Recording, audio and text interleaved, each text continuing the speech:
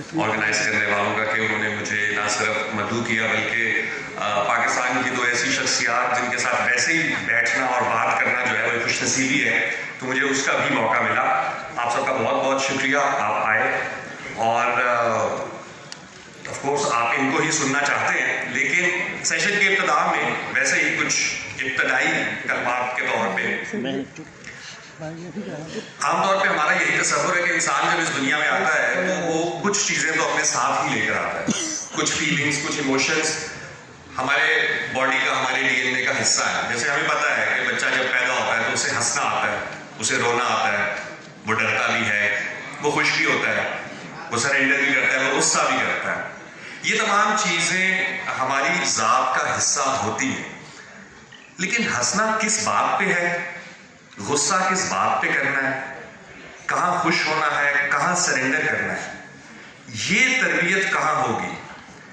شاید یہی ایک سوال ہے جس سے تقریباً کوئی 70 سالوں سے ہمارا معاشرہ لڑ رہا ہے کہ یہ جواب کون دے گا. اور میرے خیال سے ادب اور فنون لطیفہ کے علاوہ ان سوالات کا جواب نہ تو کسی کے پاس ہے اور نہ ہی اس سے بہتر کوئی بتا سکتا ہے. اس ایسی تربیت کہ کس چیز کو آپ مزاح کہیں گے، کس چیز کو آپ طنز کہیں گے، کس چیز کے اوپر آپ کو غصہ آنا چاہیے. اور انفارچونیٹلی شاید ہماری یہی تربیت جو ہے وہ ابھی تک ہمارے ایکیڈیمکس کا حصہ نہیں بن سکی. لیکن ہماری اس کمی کے باوجود ہمارے ملک نے ایسے فنکار پیدا کیے ہیں جو اپنے طور پہ بہرحال اپنی زندگی، اپنے فن کے تھرو لوگوں کی یہ تربیت کر رہے ہیں. ایسی ہی دو شخصیات سرورت خسر صاحب اور ثانیہ سعید جی آج ہمارے ساتھ موجود ہیں، جن کا کیریئر ہمارے بہت سارے اس وقت ہال میں لوگ موجود ہوں گے کہ جن کی عمر سے زیادہ ان کا کیریئر ہے.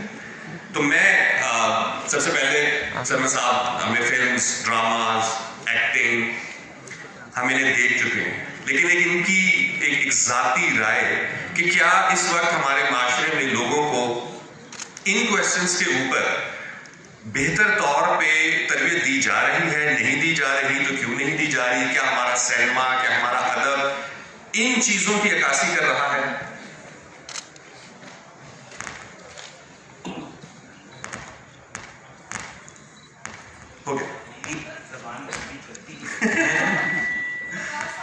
Oh, I think it's working. Assalamu alaikum, Faisalabad, first of all.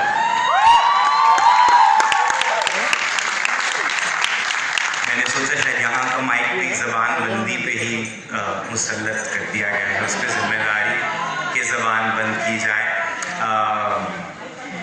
نہیں، اس کا سوال کا جواب ہاں یا نہ میں تو نہیں ہو سکتا، خاص طور پہ ہم لوگ جو 80 کی دہائی میں اسکول گئے اور بہت سا ہم نے ایسا سلیبس پڑھا جس میں بہت کچھ نہیں تھا اور بہت کچھ تھا.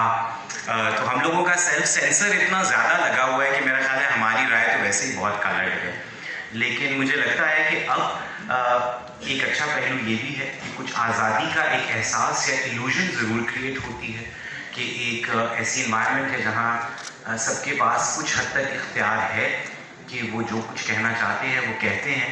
لیکن ابھی مجھے لگتا ہے کہ انسانی تہذیب اپنے ارتقاء میں وہاں نہیں پہنچی جہاں پہ صرف اور صرف آپ ورچوئل ورلڈ میں کچھ کریں اور اس کا اصل زندگی پہ بھی اثر ہونا شروع ہو جائے. تو مجھے لگتا ہے کئی دفعہ ہم اپنی ایک ذمہ داری ایک ٹویٹ میں یا سوشل میڈیا پہ کچھ لکھ کے پوری کر دیتے ہیں، لیکن زمین پہ رہنے والوں کو زمین پہ کام کرنے کی بھی ضرورت ہے. So I do feel a lot of change will have to come with the traditional ways of teaching ourselves, actioning what we want to do, you know, real action, real stuff. So maybe, but اتنے برے حالات نہیں ہیں ویسے جتنے میرے بچپن میں ہوتے تھے یا اس کے کچھ بات تھے. So میرا خیال ہے کہ پچھلے بہت سال میرے بچپن سے جو 70 کی دہائی ہے یا 80 کی دہائی ہے، ہم نے ایک روایت ڈالی ایکسکلوژن کی.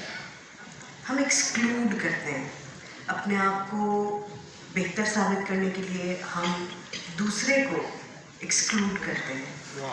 ہم اپنی طاقت ظاہر کرنے کے لیے دوسرے کو ایکسکلوڈ کرتے ہیں.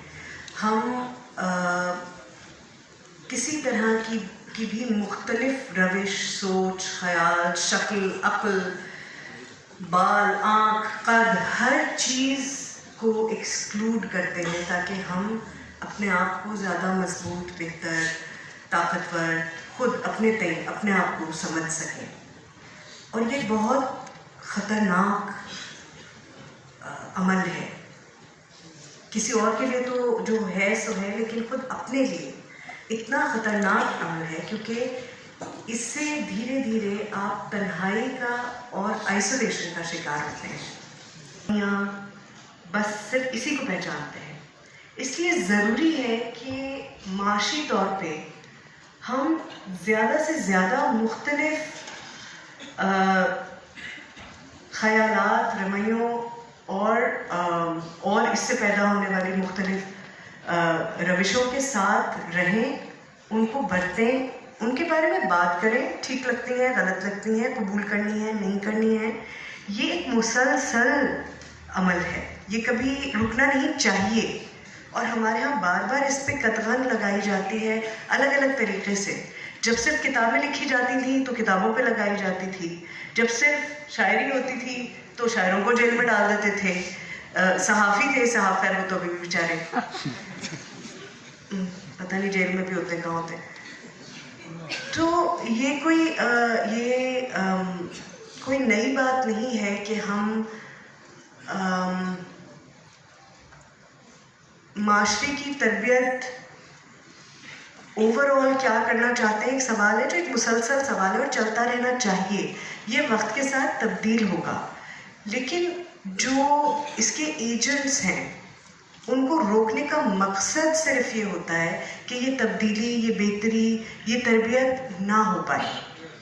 تو ہمیں اس انٹینشن کو ضرور کویسچن کرنا چاہیے کہ کیوں بار بار سوچ پر، اظہار پر قدغن لگائی جاتی ہے. اس پہ ہمیں ضرور سوال اٹھانا چاہیے. اور آئی تھنک وہی تربیت کا سب سے بڑا اور اہم قدم ہے.